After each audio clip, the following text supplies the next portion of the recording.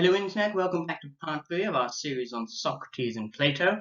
First things first, a shout out to my main man Stevie B for being the first ever person to comment on a video on this channel. It's much appreciated, mate. For those of you who are interested, he actually has a book out recently on COVID-19 and Catholicism, so I'll include a link to that in the description. Check it out, you might enjoy it.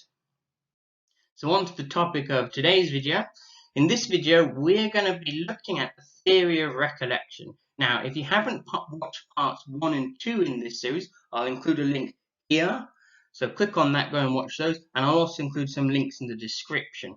However, if you have watched those, you may remember that Plato, using Socrates, puts forward 4 arguments for the immortality of the soul. In the previous video, we looked at the first of those. So today we're going to be looking at the second of those, which is called the theory of recollection. Now, the theory of recollection is discussed in both the Phaedo and the Meno. As per usual, I'm not going to be discussing the background history and context of the books, but I'll include some links in the description. So if you're interested in the context in which the discussion emerges, go and read that. Today in particular, we're going to be looking at the argument Socrates puts forward in the Meno. And this argument is sometimes called the slave boy experiment or the geometry experiment, because he illustrates his point by getting a slave boy to practice some geometry. This will become clear as the video continues. So the basic idea behind the theory of recollection is that all learning is really recollection. Basically, we already know everything there is to know, but we've forgotten it. So as a result, successful learning merely involves reminding ourselves of something we previously forgot. So that's the theory in and of itself. So how does this tie into the immortality of the soul? The basic idea is that we've already learned everything there is to know, at least abstractly, in our previous existence in the realm of forms. And I discussed the realm of forms in part 1 of this video series. And you may remember that the idea is that we previously live in the realm of forms, and then we're embodied and incarnated in this world. We live, we die, we go back up to the realm of forms, and so on and so forth. So the idea is that we know all the abstract truths there are to know. Now, by abstract truths, I mean things like mathematical truths, relations between things, conceptual truths. That wouldn't necessarily involve knowing concrete individual details, such as what the weather was like on a particular day, but you would understand all that there is to know about the weather abstractly considered.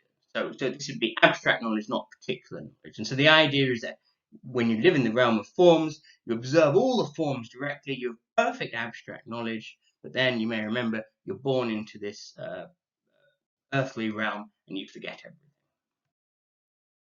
In our unembodied state in the realm of forms, we directly apprehended all the forms themselves. So we already know every abstract truth there is to know. But as we enter this world, due to the trauma of birth, we forget all of this knowledge. And so the job of a teacher and a philosopher is to stir up these forgotten memories so we can remember them again.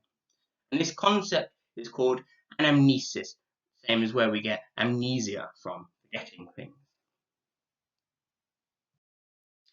So Socrates attempts to demonstrate the truth of this theory using a slave boy. The theory is quite radical, so he's going to need some pretty good evidence. And he thinks that the best evidence is to give an example using this slave boy. So he takes a slave boy ignorant of arithmetic, and through a series of prompts and questions helps the boy to uncover geometrical equations previously unknown to him. So after drawing some diagrams to help clarify things, Socrates asked the boy how to double the area of a square. The boy's first answer is that you do this by doubling the sides, which kind of makes sense, but it's incorrect. You'd end up with a square with 4 times the size. Socrates shows him that this actually creates a square 4 times larger than the original. So the boy then has a second guess and suggests extending the sides by half the length, which again kind of makes sense. But once again, this is incorrect, and Socrates points out that this would turn a 2 by 2 square with an area of 4 into a 3 by 3 square with an area of 9, which isn't double. So the boy then gives up, saying that he doesn't know. Socrates then guides him using simple questions to the correct answer, which is to use the diagonal of the original square as the base of the new square. And here I've got a diagram which represents that. Don't worry about the example itself. I mean, it's a pretty straightforward example, but if you're struggling, don't worry about it. This isn't the mathematician's cave, this is the philosopher's cave, so the maths doesn't particularly matter. The point is that the boy starts off not knowing the answer to this geometrical problem, and then eventually he does know the answer. So the point of the experiment, from Socrates' point of view, is that at no stage does anybody give the slave boy the answer.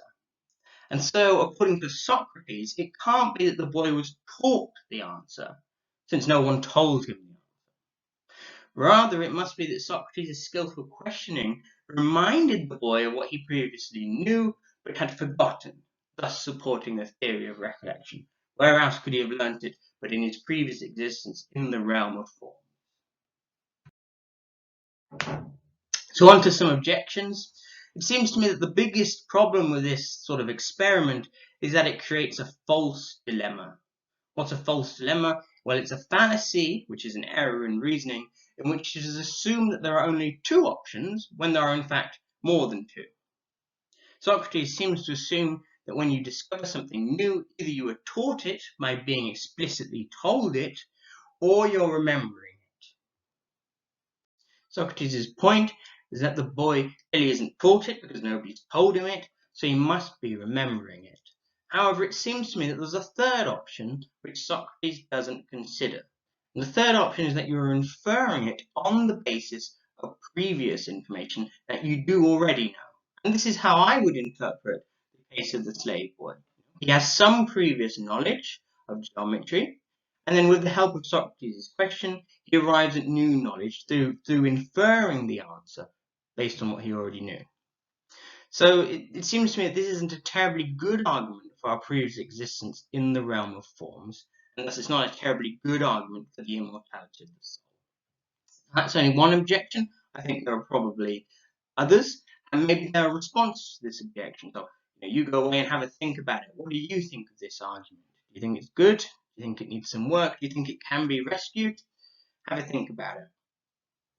I think that's all for this video, a bit of a brief one. I've been fiddling around with editing software and all sorts of fancy things, so I've got some exciting ideas for future videos, so you'll see those. So I'm going to finish off my series on Socrates and Plato. I think I've got another 3 videos in the works. Should be a comparable sort of length. The final one will be about 20 minutes. The next 2 or so should be about 10 minutes. And then I think we'll probably do a mini-series on some Eastern philosophy, perhaps with an emphasis on Taoism. Let me know in the comments if that sounds like a good plan, and I'm hoping to switch up how I deliver, not doing it through PowerPoint, but instead just having me talking to the camera and inserting images at appropriate points. So hopefully some exciting stuff coming up. Either way, that's it for this video. We've got the next one coming out in the next couple of days, so hopefully I'll look forward to seeing you then. Take care. Goodbye.